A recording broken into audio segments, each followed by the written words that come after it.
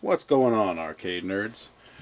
I was just at the CCAG show in Cleveland, and one of the vendors had one of these out for sale, and I said how much, and he wanted more than I wanted to pay, and he says it doesn't work, but I really like to get it fixed instead of selling it. And so I says, you know, I can fix these things. I'm actually pretty good at fixing vectrex stuff.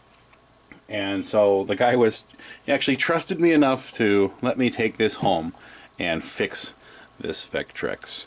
Now, let me explain the symptoms he gave me, okay? He said what happened, it used to work.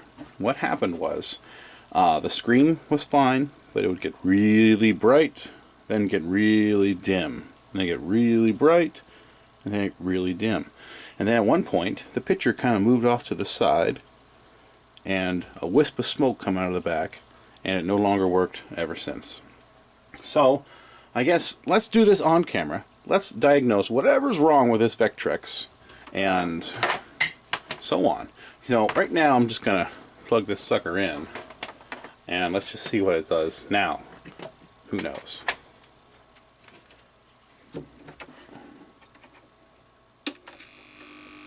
I hear deflection. That sounds good. Nothing. Just for giggles. I'll tell you what, man. The game board's working. What I'm going to do is I'm going to turn this brightness up. It is. It's already up. Nothing on the screen. So, let's unplug this sucker and take it apart.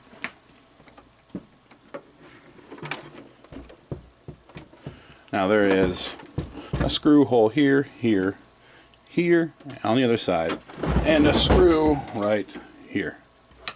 So let's just take it apart.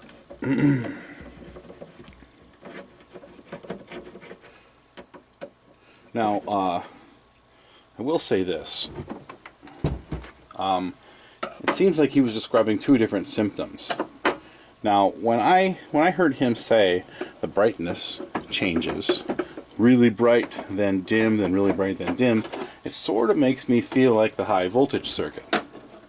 But then, in the end, when he said, but the picture went off to the side and then smoke came out the back, that makes me think, I can actually smell the smoke now. I can smell the burned electronic smell. Anyways, that makes me think that there's a deflection issue. So it's kind of interesting. I'm kind of curious to see which issue exactly it is, because he kind of explained two different problems before it died. So I don't know.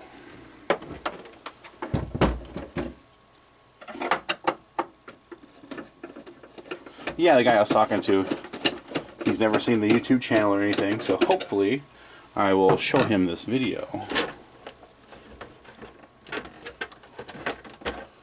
Okay, let me get this out. Alright. This label's just loose sitting in there. Let me sit down in a chair here. Alright.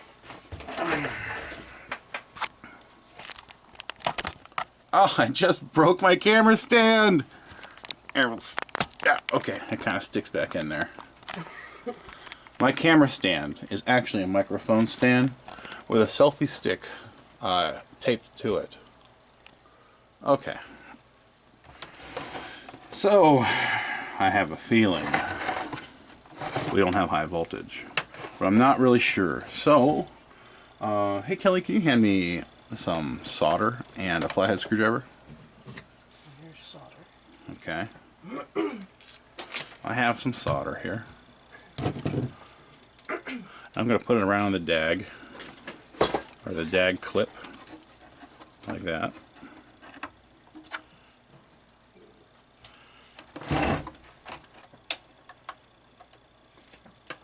You got a flathead, Kelly? I have that, but I'd like a better flathead than that. Here, I got a flathead here. Okay, so I'm going to get this flathead. I'm going to wrap this solder around the flathead. Okay. And Kelly, what I want you to do is I want you to plug it in the vectrex. It should turn on. Go ahead and plug it in. Okay, now unplug it. I'm going to put this underneath here. I did not hear a tick. Okay, so what that's telling me is that I do not have high voltage. Okay, so that is either going to be the BU406 transistor here. It could even be the flyback. Who knows? So let's go ahead and get the schematics up on the screen. Okay, now we have the schematics on the screen. This is what I'm going to do. I suspect, and I really haven't even looked around, I need to also do a visual inspection just to see if there's anything obvious. But I believe we don't have high voltage. So our problems could be the flyback. And let's hope it's not, because they do not reproduce this flyback. I'll have to take a flyback off a parts board if so. Or it could be the BU407. Or it could be the output of this 555. See, this 555 is going to have an output on pin 3. It's going to go through this current transformer, which it'll drop the voltage a bit, but increase the current from this 555 to the base of this 407. So I guess what we can do is measure if there's an output from the 555. If there is an output from the 555, is there anything going to the BU407? And if there is, then we may have a bad flyback. But we'll find out here in a minute. I think I might, maybe I'll take a look and see if I can get this deflection power board out and whatnot. Oh, another thing to think about is if I do not have an output from the 555, rather than blindly replace the 555, I could also make sure that I have plus and minus 9 volts. Now I do know in the schematic it says negative 9 volt, positive 9 volt, but it's really in real life voltages is more like 11, 12 volts plus and minus. But alright, let's see if I can take out this board just so I can get to the components a little better to measure it. I don't know, I'm kind of undecided on how I'm going to do that. Anyways, if I were to do that, which I might be doing it right now, is to take out this screw right here. And I'm going to save that bastard. Take out this screw right here. And if memory serves right, it just slides out after that. Yep. Except for, of course, this dag strap.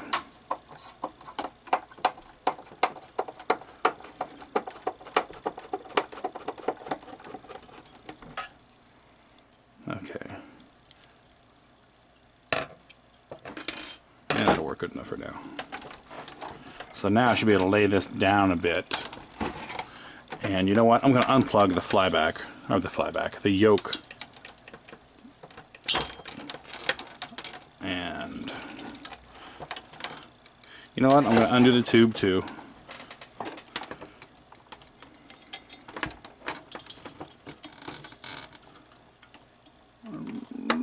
Come on now.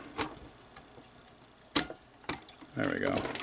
There we go. Now I can lay this down a bit so I can play around with it. And I think what I'm going to do is I'm going to have this flyback anode cup close to this, so if I see a spark I can go ahead and shut it off and say, hey look, we got high voltage. Okay, what I've done here is get a little piece of solder, and I left the gap between the anode cup, about a 1 millimeter gap from this piece of solder, which is connected to ground, to there. So I'm just going to turn it on real quick to see if a spark jumps across that gap. And there is no spark across the gap. So what I'm going to do now is we have our scope hooked up here. I'm just going to measure across this transistor. This transistor is the one that triggers the flyback. Okay, so I'm going to see if there's anything moving on these pins. Is it trying to drive the flyback? Is basically what I'm trying to look for. So I'm going to ground this right here and just probe these pins, and I'm just going to show you on the scope whatever happens. Okay, so we're going to turn it back on again. And I'm going to touch this, and look at that. We have stuff happening. Okay. So that's telling me it's attempting to drive the flyback, but flyback is not responding. So this is already making me think we have a flyback problem. You know, just for giggles, I could probably probe pin 3 on the 555, which obviously is going to give me some sort of output. Yep, there it is. There's our output. Pin 3. I smell burning. Oh, look at this. I don't know if you can see that in the camera or not. A little bit of smoke came right out of the flyback area right here. Oh, I could smell it burning. Can I get that on camera? Crazy. I can see it in person, but I can't see it on the little screen. And this little 1mm gap, nothing. Now I got smoke over here. Okay, turning it off. Now the BU chip, the transistor that actually fires the flyback, is getting hot. So I am thinking we got ourselves a bad flyback. And it's a good thing that the guy turned it off so soon, because maybe it would have caused more damage after he's seen that wisp of smoke. Okay, so no high voltage. The BU407 D is getting a little hot. Now, if I do need to replace this, you can replace it with the BU406D. Now, this transistor here, anyways, the D, you can replace it with a BU406. It would also work, but the D inside, the D at the end of the number, that means there's a diode inside, which helps protect it from high voltage spikes and so on. But BU406 will replace this BU407 if I ever need to, which I might. I don't know. We'll see.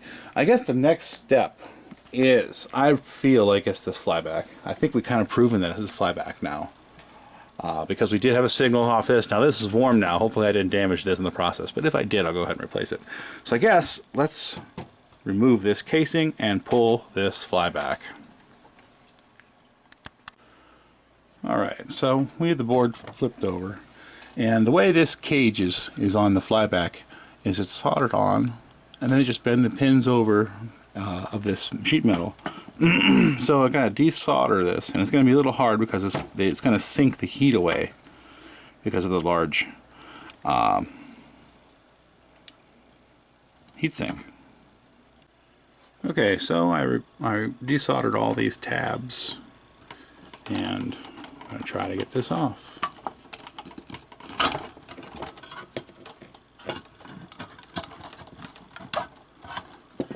Okay.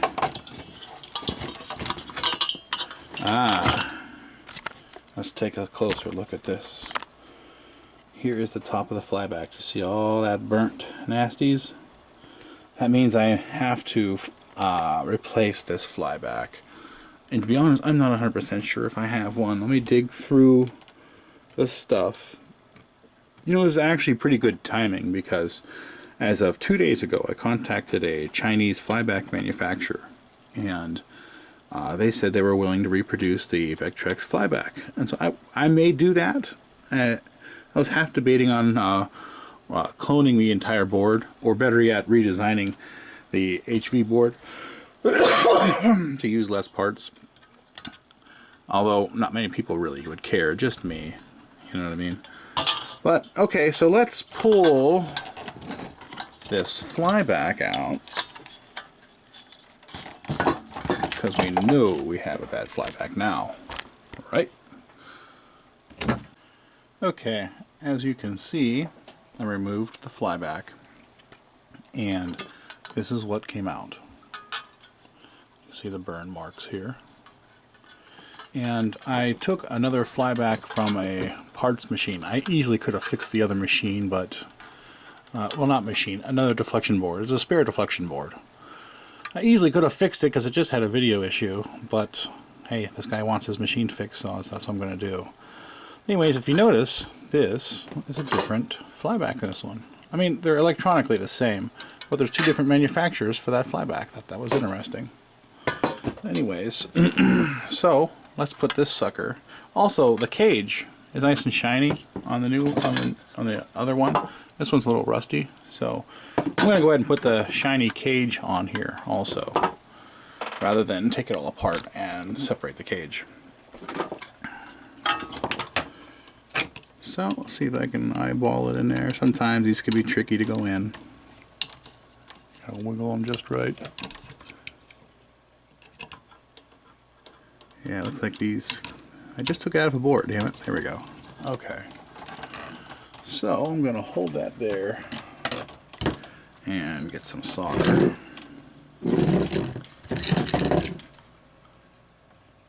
And let's move the camera so it's a little out of my way.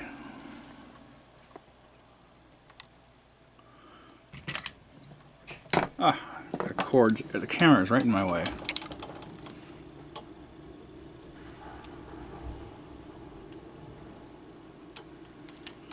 Okay, there's one pin. That'll hold it. Come on, camera. All right.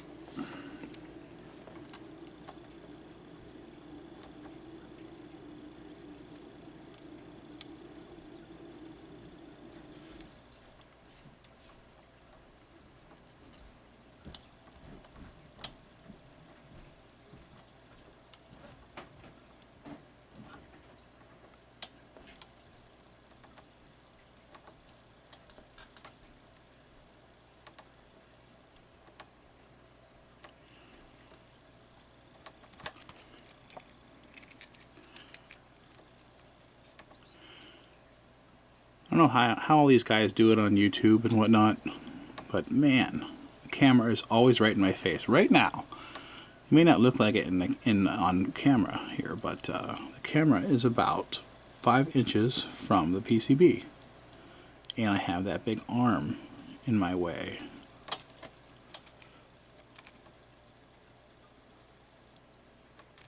Good enough. Okay, so let's throw that cage on. See all these bent tabs? Let's see if we can line that up. Okay, so the tabs are in. Just gonna bend these over a little bit.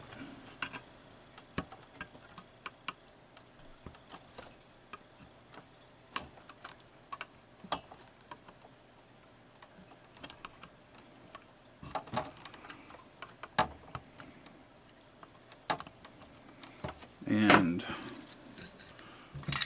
then I'm just going to solder them on.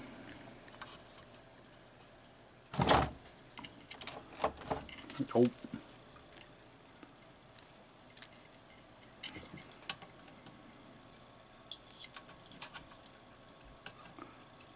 Doesn't have to be super fancy. It just needs to hold that sheet metal in place.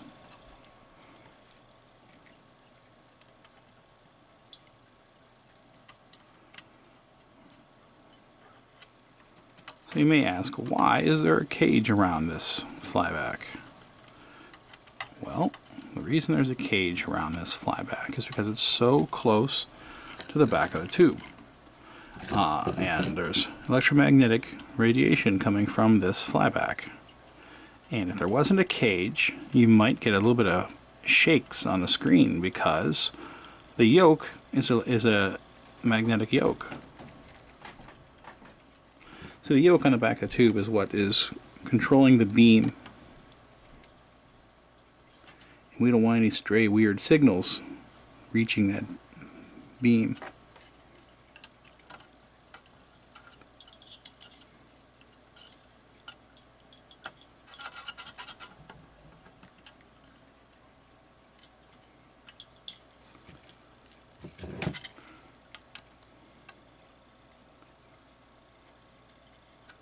Okay, that'll work.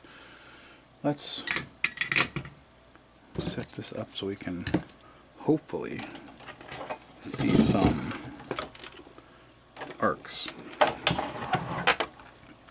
Okay, so what I'm going to do is I'm going to throw this here. I'm going to wrap a piece of solder around here. I'm going to get it close to this.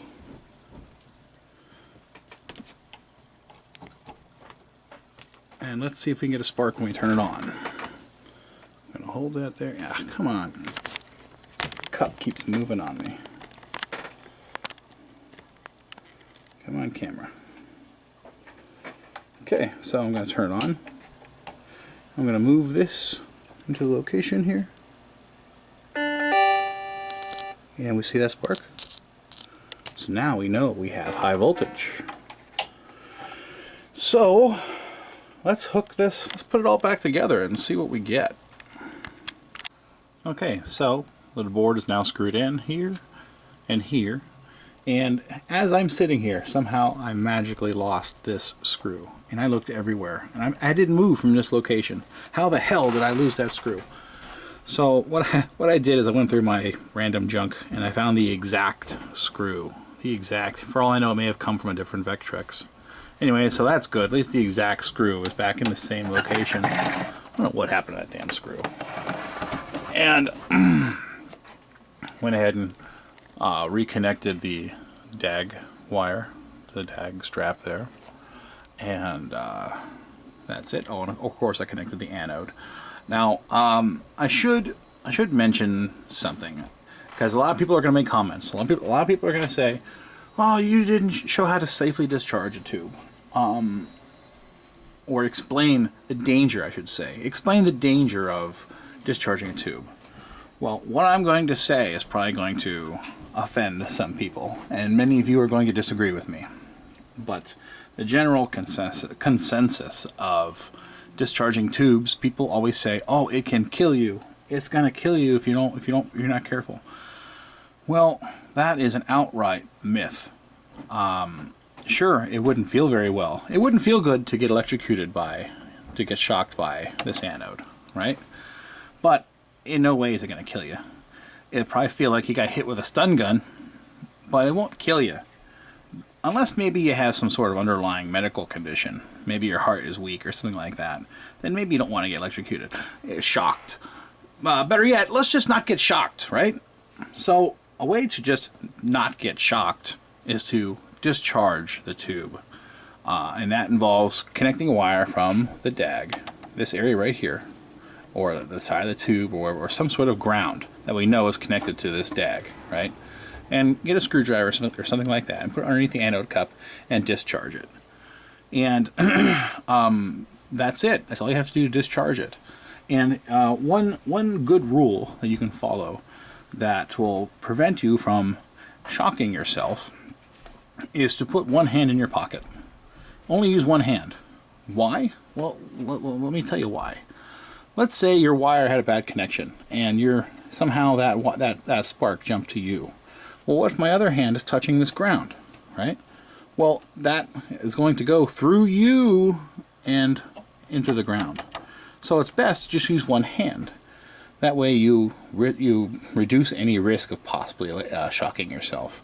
I say electrocute, and I all the time. And the definition of electrocute means to be executed with electricity. And it's just the way I say it. It really should just say maybe shock or something like that. But anyways, I already turned it on. Yes, it works. Let's move it over. I already turned it on. I couldn't help it. I didn't want to do it on camera. I was all excited to see if it works. But there it is. Vectrex. Beautiful. All right, let's turn it off. No, I talked to the guy.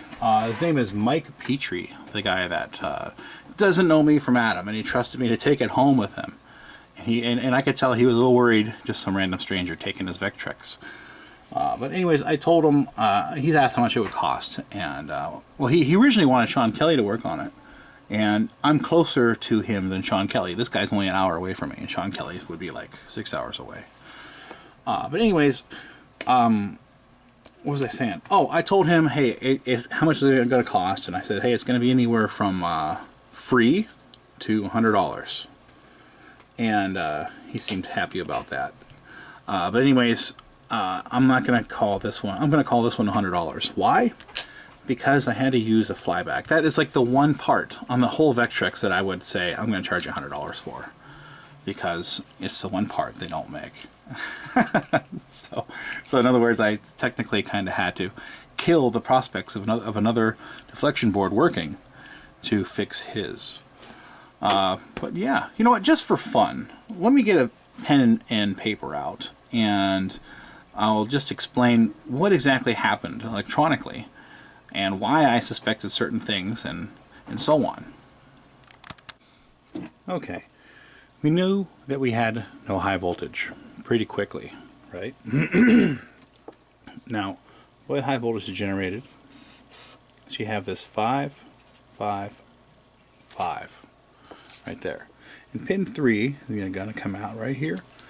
And, oh, I can't remember. What is it? Is it half an amp or something like that of current that the 555 can put out on the pin 3? It's not enough current to switch this transistor. Okay, and this transistor is what's going to power the primary coil of the flyback. Okay, so what we needed to do, or what they did at the factory, is they had a transformer, and the primary of this transformer has a lot of windings, and the secondary of this transformer only has a few windings. So what that does is, it's a trade-off. We're losing voltage and we're gaining current, because this is a bipolar junction transistor and it requires lots of current to switch. Okay, so here's the secondary, lots of windings on the flyback, right? And this goes to the tube. Alright, now if this were to short out to ground, it would force this to draw lots and lots of current. Okay, the same way as if you turned on extra appliances in your house, it will draw more current, right? It's because there's a larger load on the transformer outside on a telephone pole. Okay, and so what was happening is this was being shorted to ground in some way on the flyback. Let's see if I can find the flyback. You see all these sparks and whatnot? It was being shorted to ground. It could have possibly been shorted to the case inside. I don't really know. Look at all the dirt coming off this thing. Yeah, looks like it very well could have possibly shorted to the case. I don't know. But in some way it was shorted to ground, causing this to draw more current. And if this draws more current, now we leave the normal range of operation for this transistor. Now this transistor has to work extra hard to try to make this work. And remember how I said, oh, that transistor is getting hot? That was a dead giveaway that we're drawing extra current on top of the fried, the burnt section on the flyback. Anyways, this was a half-ass video. I'm gonna go ahead and post it on YouTube. I don't really put too much thought in my videos. I know a lot of people contact me and they thank me for doing videos and stuff, but to be honest, every one of my videos is totally off the cuff and not very well planned, and I'm not the best person. I'm not the best speaker. I'm not very good at explaining things, in my opinion. But anyways, thank you for watching. If you got this far, you watched my video, and I appreciate it. If you could, please subscribe. Anyways, have a good one, guys.